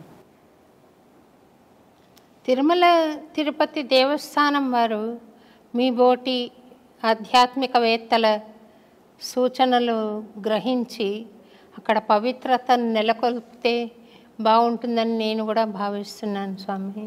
తప్పకుండా. మనకు ఆగమశాస్త్రం ప్రకారంగా అక్కడ వైఖానస సాంప్రదాయం ప్రకారంగా స్వామివారికి పూజలు జరుగుతూ ఉన్నాయి స్వామి. అయినప్పటికీ ఆ పరంపరను అలాగే కొనసాగిద్దాము. కానీ మారుతున్న కాలాన్ని బట్టి ప్రజలకు ఏం అవసరమో మేము తిరుగుతున్నాం, మాకు తెలుసు. జనబాహుల్యంలో తిరుగుతున్నాము, ప్రజలకు ఏ విధమైన కన్వీనియంట్ ఉండాలో మాకు తెలుసు. కాబట్టి ధర్మాచార్య సదస్సు ఒకటి ఏర్పాటు చేసి ధార్మికుల యొక్క భావాలు తెలుసుకొని అక్కడ భక్తులకు, అక్కడ స్వామివారికి సంబంధించిన కొన్ని అన్నీ సలపితే లోక ప్రసిద్ధమైన తిరుమల క్షేత్రానికి ఏ విధమైనటువంటి భంగపాటు కలగదు. ఇప్పటికీ స్వామివారి యొక్క కీర్తి, స్వామివారి యొక్క గొప్పతనము, స్వామివారి యొక్క క్షేత్రం మహిమ ఎన్నటికీ తగ్గదు. భువి ఆకాశములు ఉన్నంత వరకు, యుగధర్మం ఉన్నంత వరకు స్వామి రారాజే. చాలామంది తిరుమలలో వైభవం తగ్గుతుంది, తిరుమల క్షేత్రం మూతపడుతుంది, తిరుమలకు జనాలు వెళ్ళరు అని కొంతమంది స్వామీజీలు మీడియా ముందు చెప్తున్నారు. అది తప్పు. ఈ భూవి ఆకాశము పంచభూతాలు ప్రేరేపకమయ్యేంత వరకు స్వామివారు ఈ చక్రవర్తి కలియుగానికి. కాకపోతే అక్కడ ఉండేటటువంటి ఆచార్య మండలి ఒక పొరపాట్లు, అధికారికుల పొరపాట్లు ఉన్నాయి కొన్ని, వాటిని సవరించాలి. స్వామి నాకొక అలవాటో యావానాలో తెలియదు కానీ నేను చిన్నతనంలో అంటే మరీ చిన్నదాన్ని కూడా కాదు, 25 ఆ ఏళ్ళప్పుడు గుడికి వెళ్ళి నమస్కారం చేస్తూ పూజారి దృష్టి కొంచెం మరల్చగానే గర్భగుడిలోకి వెళ్ళిపోయి పాదాలు పట్టుకొని నమస్కారం చేసి వచ్చేదాన్ని. వాళ్ళు కోప్పడేవాళ్ళు, స్వామి ఏమ్మా మీకు కూడా చెప్పాలా అని నన్ను కోప్పడేవాళ్ళు. నేను పట్టించుకోకుండా స్వామిని స్పృశించి నమస్కారం చేయాలి అన్న ఒక బలమైన కోరిక ఉండేది స్వామి. నేను శ్రీరంగంలో సమాశ్రయణం తీసుకున్నాను. అదైన తర్వాత తిరువళ్ళరై అని ఒక ప్లేస్ ఉంది కదా స్వామి, ఇప్పుడు ఏదో మళ్ళీ జనసమ్మర్దం అంతా ఉందంట కానీ నేను మా ఆయన సమాశ్రయణం చేసుకొని మా గురువు గారు అక్కడికి వెళ్ళి ఒకసారి దర్శనం చేసుకొని రండి అంటే వెళ్ళాం. ఒక్క పిట్ట లేదు స్వామి, అంత పెద్ద గుడిలో ఒక్క పిట్ట లేదు. అయితే చిన్న ఇల్లు ఉంది ఇంతది. వెళ్ళి మా ఆయన తలుపు తడితే అర్చక స్వామి బయటికి వచ్చారు. మేము ఇట్లా వచ్చామంటే నేను వస్తాను పదండి అని ఆయన వచ్చారు. వచ్చి నేను మా ఆయనకు చెప్పాను, ఈ స్వామిని ముఖమంటపంలోకి తీసుకెళ్ళి మాట్లాడతావా అని. ఆయన తీసుకొని వెళ్ళి ముఖమంటపంలో మాట్లాడుతున్నారు. నేను చేసినది నేరమో మరి మంచిదో తెలియదు కానీ గర్భగుడిలోకి వెళ్ళిపోయి ఆయన పుండరీకాక్ష స్వామి చక్రం ప్రయోగిస్తున్న పోజ్లో ఉన్నారు. ఆయన కాళ్ళు పట్టుకుని చాలాసేపు ప్రార్థన చేసుకుని ఒక 5 నిమిషాల పాటు అంతరాలయంలోకి వచ్చి కూర్చుని పొడగంటి మయ్యామిమ్మ పురుషోత్తమ అని పాడాను. ఆ పాట పాడంగానే ఆ ముఖమంటపం చాలా దూరం, చాలా పెద్ద టెంపుల్ కదా స్వామి. ఆయన ఇలాగొచ్చి అరవన్లో చెప్తున్నాడు, స్వామి రొమ్మ నల్లా పాడినారా అని, చాలా బాగుంది, నాకు సంతోషమైంది, ఇంకోటి పాడతావా అని అడిగాడు. ఆ మాట్లాడుతున్నప్పుడు ఇది అర్చక స్వామి కాదు మాట్లాడేది, ఆ పుండరీక స్వామి మాట్లాడుతున్నాడు నాతో అనే భావన నాకు కలిగింది. అది నేను చేసింది నేరమా లేక అది క్రమశిక్షణ ప్రకారంగా చూస్తే అలా నేను ఇప్పుడు నా గుళ్ళోకి, ఇప్పుడు మేము చేసిన గుడిలోకి మేము వెళ్ళాము స్వామి. అర్చక స్వామి లోపలికి వెళ్ళి పూజ చేస్తూ ఉంటాను. ఆ కళలు అప్పచెప్పక ముందు కుర్చీ వేసుకొని లోపల కూర్చున్నాను నేను. కానీ కళలు అప్పచెప్పిన తర్వాత లోపలికి వెళ్ళే అవకాశం లేదు. కానీ చిన్నతనంలో అప్పుడు ఏ గుడికి వెళితే అక్కడికి వెళ్ళిపోయి ఇట్లా పట్టుకునే ఒక ఇది ఉండేది. అది ఏమన్నా దోషమా స్వామి? అది నన్ను ఏమన్నా వెంటాడే అవకాశం ఉందా? మీకు భగవంతుని యందు ఉండే అనురక్తి, భగవంతునితో మీకు ఉండేటటువంటి బంధం, ఆ ప్రేరణ అందరికి కలగదు. కలిగినా కొందరికి భయం ఉండి, కలిగినా కొందరికి కొంత భేదం ఉండి కూడా పోలేకపోతారు. చాలామందికి ఈ ఇష్టం ఉంటుంది. ఏవీ లేకుండా మీరు వెళ్ళి పట్టుకున్నారు చూసారా, అది మీకే తగింది, మీ యొక్క గొప్పతనం. అది దోషంగా పరిగణించవలదు, దాని దోషంగా చూడవలదు. అది పుణ్యం, సుకృతం, మీ అదృష్టం. మా అమ్మ అన్నది స్వామి, మీరు ఎట్లెళ్ళావే అంత స్వామి దగ్గరికి అట్లా గర్భగుళ్ళకి, మా అమ్మ అన్నది నన్ను. శ్రీవారి చరణములను స్పృశించారా?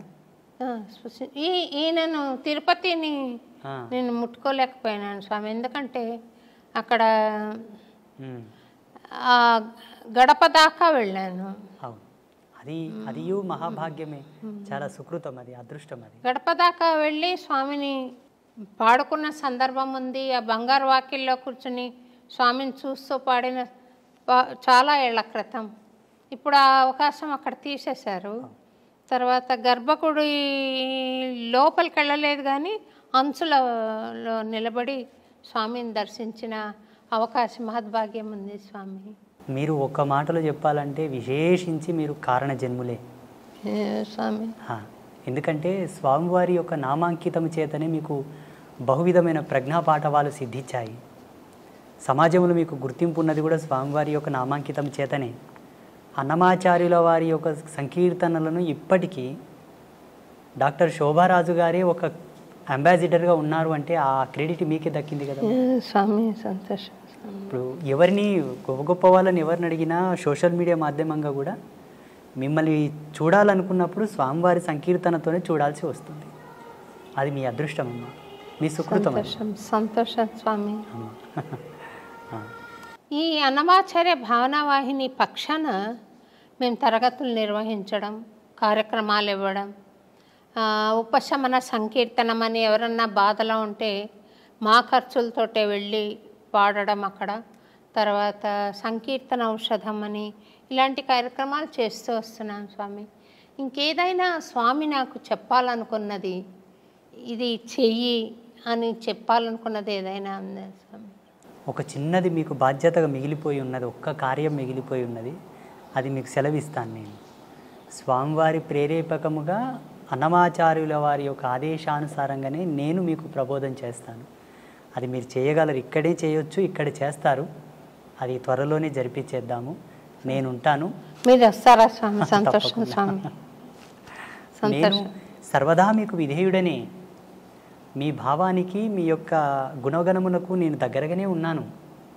మీరు సంకీర్తనాలాపనతోటి భగవంతుని చేరుతున్నారు, మేము యోగ తపస్సుతోనే చేరుతున్నాము. మీదును మాదును ఒకే ప్రయాణమే. ప్రయాణంలో వాడుతున్న వాహనములు వేరు, ప్రయాణం ఒకటే. మీరొక వాహనంలో, మేము ఒక వాహనంలో వస్తున్నట్టు లెక్క. ఇద్దరి గమ్యం ఒకటే. మీకు చాలా దగ్గరగా ఉన్నాము. ఆ రోజు రాకపోవడానికి కారణం జగదంబ, ఈరోజు రావడానికి కారణం కూడా అమ్మ స్వామివారే. ఇక్కడ మీరు కొంత బాధపడి ఉన్నమాట నాకు అర్థమైంది. స్వామి ఎందుకు రాలేదు, గురువుగారు ఎందుకు రాలేదు అని మీరు కొంత మతన పడ్డ మాట వాస్తవమే. నేను నిమిత్త మాత్రమే. ఇప్పటికీ నేను అంబాత్రయ క్షేత్రంలో మా శిష్య బృందానికి అంతా చెప్తుంటాను, నేను నిమిత్త మాత్రుడి. నా ఫోటో ఎక్కడ ఫ్లెక్సీలో వేయకండి, ఎక్కడ కూడా నా గుర్తింపు రాకుండా చూడండి అంటాను. వాళ్ళు వినరు. వినకనే అక్కడక్కడ కొన్ని ఫ్లెక్సీలలో ఫోటోలు వేస్తారు. నేను ఆ ఫోటోను చూడను, తలదించుకుంటాను. నాకు స్వయం ప్రకటితం ఇష్టం ఉండదు. అదే తపస్సు తగ్గుతుంది, అక్కడ తపస్సు క్షీణం అవుతుంది. స్వయం ప్రకటితం తపక్షీణం. మేము ఎక్కువ అద్దంలో ముఖం కూడా చూడకూడదు. మా భృకుటిని మేమే దర్శించిన ఎడల మా యోగ మహిమ తగ్గుతుంది. ఏదియూ అడిగి తీసుకోకూడదు, మా తపస్సు క్షీణం అవుతుంది. కోరడం మాకు ధర్మం లేదు, అడగడం మాకు హక్కు లేదు, మాకు మేముగా ప్రమోట్ అవ్వడం కూడా మాకు ఇష్టం లేదు, ఉండకూడదు. అది నిషిద్ధం. నిరాడంబర తత్వంతో ఉండిన ఎడల మేము అనుష్ఠానము చేయకపోయినా మా తపస్సు పెరుగుతూ ఉంటుంది, ఆటోమేటిక్గా అప్డేట్ అవుతూ ఉంటుంది. సంగీత క్యాసెట్స్ అని ఒక కంపెనీ ఉండేది స్వామి, దానికి నేను పాడేదాన్ని డివోషనల్స్. వాళ్ళు మీ పిక్చర్ ఇవ్వండి ఇందులో వేస్తామన్నారు. నా పిక్చర్ వద్దు, అన్నమాచార్య బొమ్మ వేయండి అని చెప్పాను. అంటే అప్పటి నా ఆలోచన ప్రకారం అది చెప్పాను నేను. చెప్తే మీ మీద ప్రేమతో మేము అడగట్లేదమ్మా పిక్చర్ ఇవ్వమని, మాకు వ్యాపారం కావాలి, మాకు తప్పకుండా ఉంటే తప్ప ఫలానా సింగర్ అని మాకు ఉంటే తప్ప మాకు వ్యాపారం జరగదు అని అన్నారు. అయినా నేను ఆ క్యాసెట్ పిక్చర్ ఇవ్వకుండానే విడుదల చేశారు. తర్వాత వాళ్ళు పట్టుబట్టి అది వేశారు.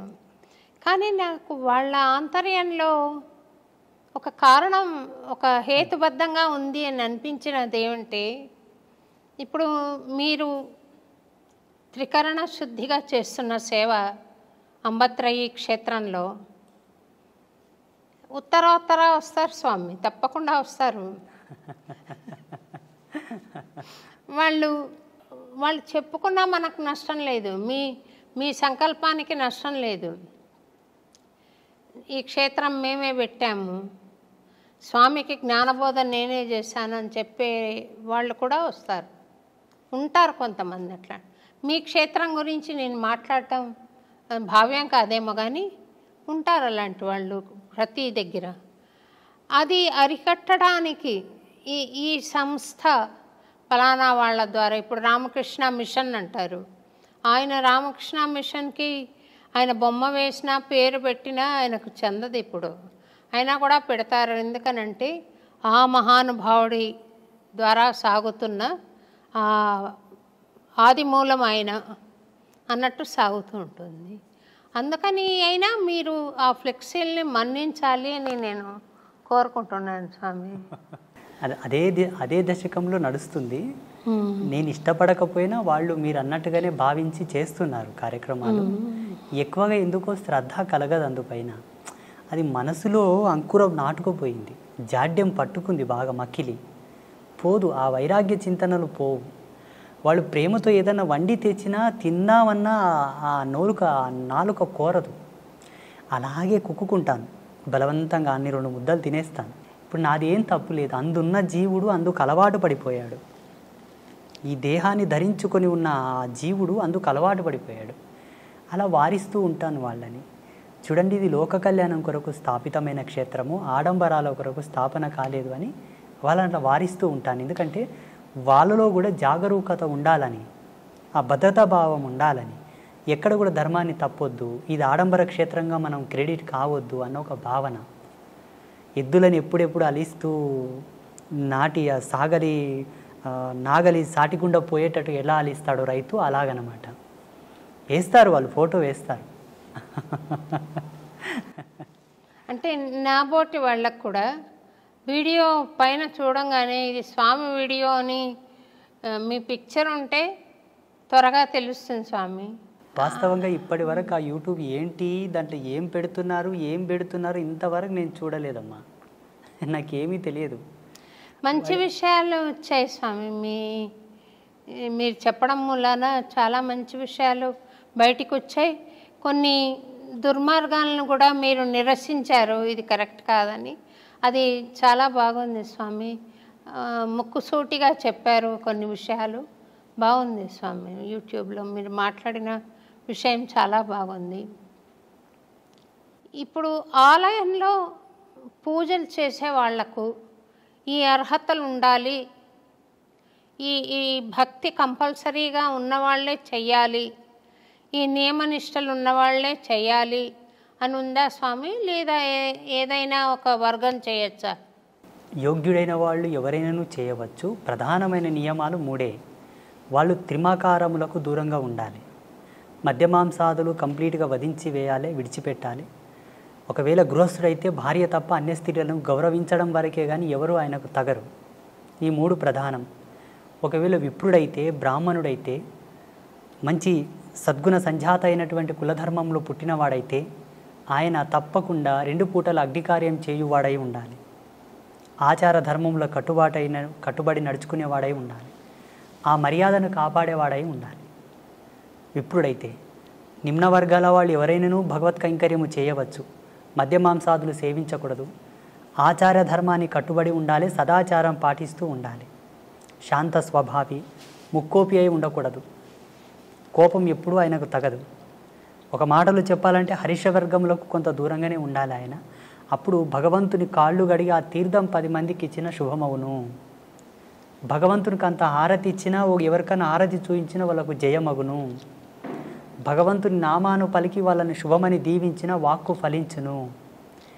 ఈ హరిషడ్ వర్గములను దగ్గర పెట్టుకొని, త్రిమాకారములను వంట పెట్టుకొని గనక దేవుని పాదాలు కడిగి వాళ్ళకి తీర్థం ఇస్తే వాళ్ళకు శుభమగునేమో భగవంతుని అనుగ్రహం చేత. నీవు కొంత ఇబ్బంది పాలవుట తథ్యం. అర్చకుడు ఎవరు ఎప్పుడే కానీ అలా ఉండకూడదు. వాస్తవంగా శాస్త్ర ప్రమాణంగా ధర్మసింధువు ప్రకారంగా యజ్ఞోపవీత ధారణ కంపల్సరీ, సాంప్రదాయకమైన తిలకధారణ కంపల్సరీ, ఆచార ధర్మంతో కూడుకున్న వస్త్రధారణ కంపల్సరీ. ఇవి ఉంటే తప్ప భగవత్ కైంకర్యం చేయడానికి అర్హుడు కాడు.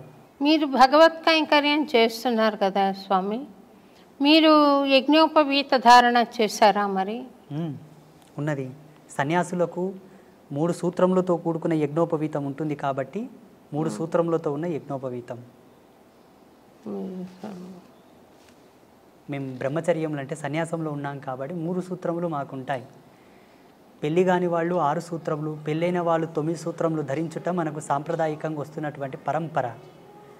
ఆ సంప్రదాయాన్ని అనుసరించి మాకు 2010వ సంవత్సరంలోనే జరిగింది.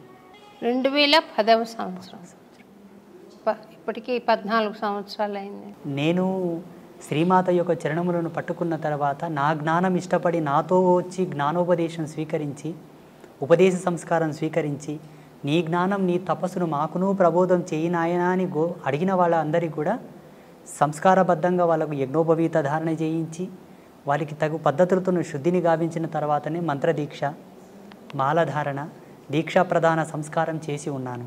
చాలామందికి నేను యజ్ఞోపవీతం వేశాను, వ్యసనాల నుంచి దూరం తీసుకొచ్చాను, భగవంతునికి దగ్గర చేశాను, శాస్త్రానికి ధర్మానికి సిద్ధాంతానికి పాత్రులను చేశాను చాలామందిని.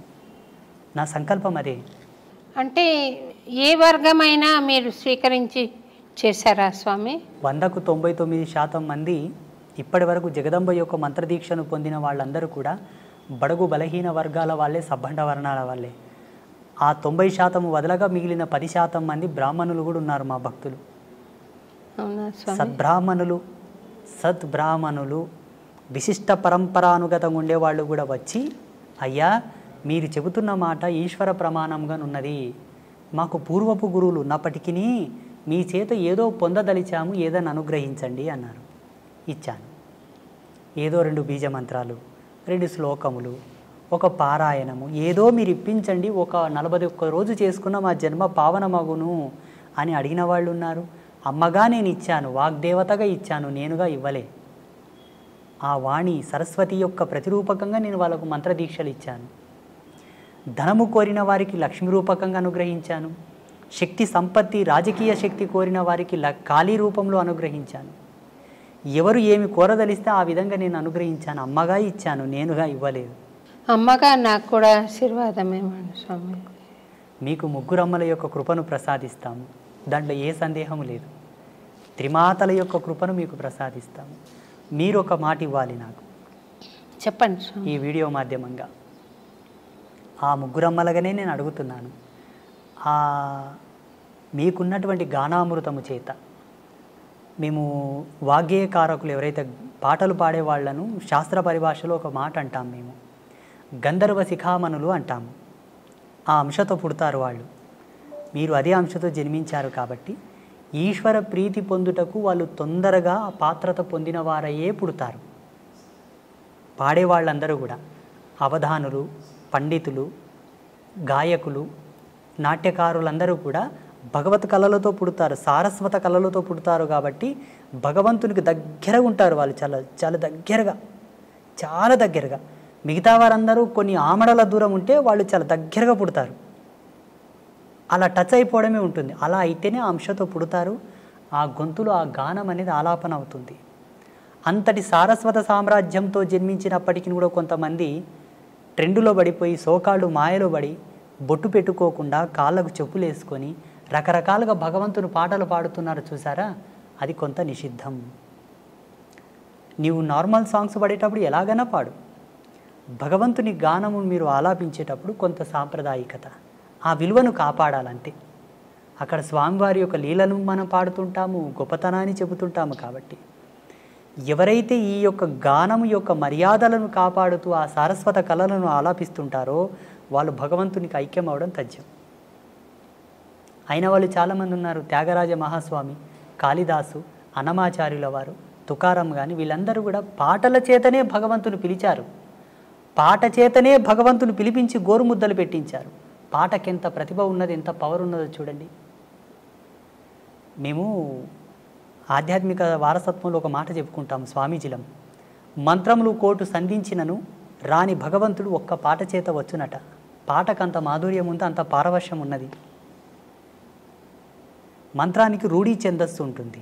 ఆ ఛందస్సును అనుసరించే భగవంతుని ఆకర్షించగలదు. పాటకు రూఢీ ఛందస్సు లేదు, ఎక్స్ప్రెస్ వే. ఆ గానమునకు అలా లయను శృతిని కలిపి పాడగలిగితే ఈశ్వరుని యొక్క హృదయమును ద్రవింపజేసి పరవశింపగలదు, పిలవగలదు. అలా మనసు పెట్టి పాడాలి. అదే ఛందస్సును అనుసరించి అంబాత్రయ క్షేత్రంలో కొలువుదీరినటువంటి ముగ్గురమ్మలకు మీరు ఒక పాటను పాడి మాకు ప్రసాదించాలి. మహాప్రసాదం స్వామి, తప్పకుండా. మేము అంబాత్రయ క్షేత్రంలో పద్మశ్రీ డాక్టర్ శోభారాజు గారు పాడిన పాటను ఒక శిలాపలకంను రచిస్తాం. అక్కడ ఆ పీఠం మీద ఎవరో చిన్న చిన్న వాళ్ళు భజన సంకీర్తనలు పాడారు, కొన్ని తత్వగీతములు పాడారు, ఇక కొన్ని పాటలు పాడారు. కానీ ప్రాముఖ్యతను వహించినటువంటి సంగీత గానామృతము మీ చేత రావాలన్నది మా కోరిక. తప్పకుండా వస్తాను స్వామి, తప్పకుండా చేస్తాను స్వామి. నేను మొన్న వచ్చినప్పుడు కూడా ఒక అమ్మవారికి నివేదన చేశాను ఒకటి.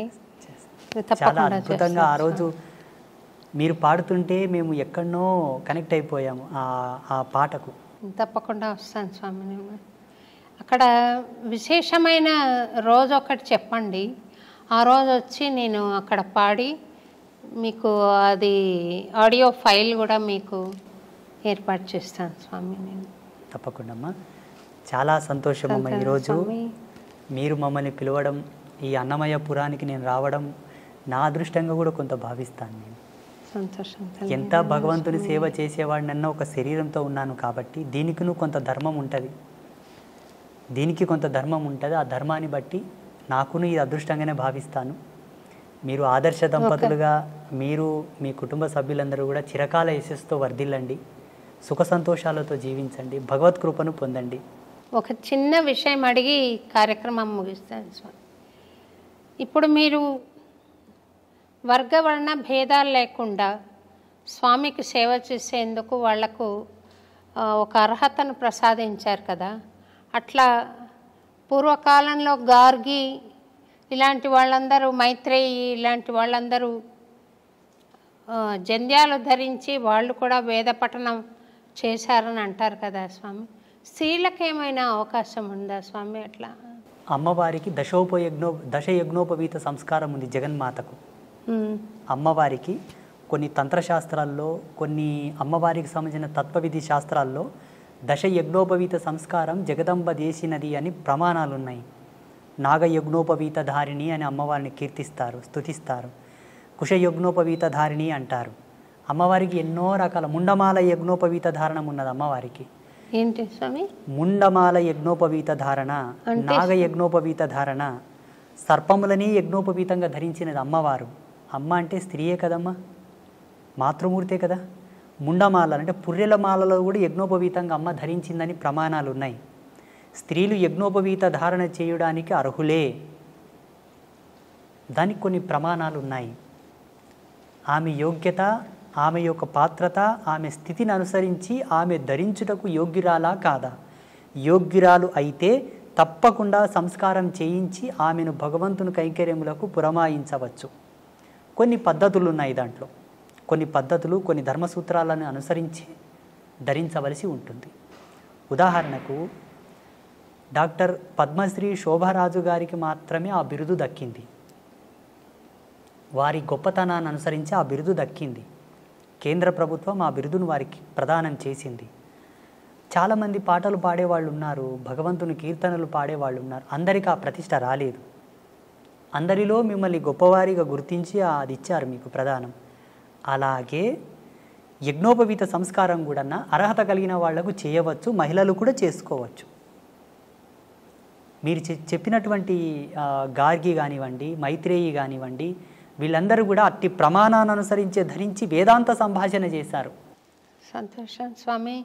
మీరు మహబూబ్ నగర్లో చాలా దూరం నుండి 4 గంటలు ప్రయాణం చేసి పాలు మటుకు తీసుకుని ఇంత దూరం వచ్చారు. మిమ్మల్ని ఉపవాసంలో పెట్టి ఇంతసేపు మాట్లాడించినందుకు క్షమించమని చెప్పి కోరుతూ, ఎన్నో అద్భుతమైన విషయాలు తెలియజేసినందుకు మీకు అన్నమాచార్య భావనావాహిని పక్షాన, అలాగే ఐ డ్రీమ్స్ వాళ్ళ తరఫున మీకు అనేక కృతజ్ఞతలు తెలుపుకుంటూ, మా పట్ల ఎప్పుడూ దయ కలిగి ఉండండి, మమ్మల్ని ఆశీర్వదిస్తూనే ఉండండి, వీలున్నప్పుడల్లా ఈ ప్రాంతానికి దయచేయండి అని చెప్పి అంబత్రయి క్షేత్రంలో కూడా సేవ చేసుకునే భాగ్యం కలిగించండి తప్పకుండా అని కోరుతూ నేను సెలవు తీసుకుంటాను. శ్రీమాత్రే నమః. శుభం భవతు. స్వామి, మీరు వరం ఇస్తామన్నారు దయతో. నేను అడగాలనుకున్న కోరిక ఏంటంటే, మీరు దయచేసి ఒక చిన్న పాట ఏదైనా స్వామికి నివేదన చేయండి. మాకు సన్యాస పరంపరలో ఒక నియమం ఉంటుంది, కొన్నిటికి మేము ఇవ్వకూడదు అనమాట. అట్లా బట్టి అది కేవలము మా పీఠంలో ఎవరైతే ఆరాధ్య దేవత ఉంటుందో అక్కడ మాత్రమే అది. అమ్మవారిని భావం చేసి పాడండి స్వామి. సర్వదా ఆమె నా భావనలోనే ఉంటుంది, అట్లేం లేదు. కాకపోతే కొంత నియమం అది. అంతే. పాడకూడదని కాదు, పాడరాదని కాదు, కానీ అమ్మ యొక్క ఆదేశం అనుకోండి, అక్కడ కొంచెం దయచేసి ఈ విషయంలో మీరేం తప్పు అని. ఒక చిన్నదనండి స్వామి, ఇది అంబత్రయ క్షేత్రమే అనుకోండి స్వామి. తప్పకుండా అంబత్రయ క్షేత్రం. అమ్మనే ఇక్కడ నాకు కనిపించింది. ఉమ్. అదే ఆ ఆర్తితో అమ్మకు ఒక చిన్న పాట అనండి స్వామి. అదే ఈ ఆర్తితో దీక్షను మళ్ళీ ఇంకా మీరు విరమించవద్దు, ఒక చిన్న పల్లవి ఒకటేనండి. ఆ ఆర్తిని నా పాటగా మీరు ఒకసారి మీరే చెప్పండి ప్రేక్షకులకు. మీరు ఒక చిన్న మాట మీరు చెప్పండి. అంబికే జగదంబికే అభయాంబికే మదంబికే, అంబికే జగదంబికే అభయాంబికే మదంబికే, పాహి పాహి పాహి కరుణాం దేహి దేహి దేహి, పాహి పాహి పాహి కరుణాం దేహి దేహి దేహి.